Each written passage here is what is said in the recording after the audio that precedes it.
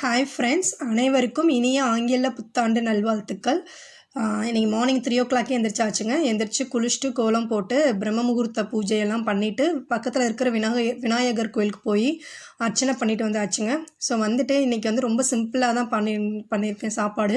ஏன்னா இன்றைக்கி பிரதோஷம் இல்லையா, ஸோ கோயிலுக்கு போக வேண்டிய வேலைகள் இருக்குது. அதுவும் நியூ இயர் அன்றைக்கி பிரதோஷனால கண்டிப்பாக மிஸ் பண்ணக்கூடாது, போயிடணும்னு சொல்லிட்டு ஸோ ரொம்ப சிம்பிளாக பண்ணுங்கள் போதும் அப்படின்ட்டாங்க வீட்டில். ஸோ எல்லா காய்கறியும் போட்டு ஒரு சாம்பார், அடுத்து பச்சை பட்டாணி உருளைக்கிழங்கு வச்சு ஒரு பொரியல் பண்ணியிருக்கேன். கடுகு, சோம்பு, பூண்டு, பெரிய வெங்காயம் நல்லா வதக்கிட்டு பச்சை பட்டாணியும் உருளைக்கிழங்கு வேக வச்சு எடுத்துக்கிட்டேன். அதையும் ஆட் பண்ணிவிட்டு குழம்பு மிளகாய்த்தூள், வத்தப்பொடி, கரம் மசாலா, உப்பு இதை மட்டும் போட்டு நல்லா வதக்கி எடுத்திங்கன்னா ஒரு சூப்பரான ஒரு பொரியல் ரெடி ஆயிரும். சாம்பாருக்கு நல்லா இது டேஸ்ட்டாக இருக்கும். அடுத்து ஒரு முட்டைக்கோஸ் பொரியல் ரெடி பண்ணியிருந்தேன்.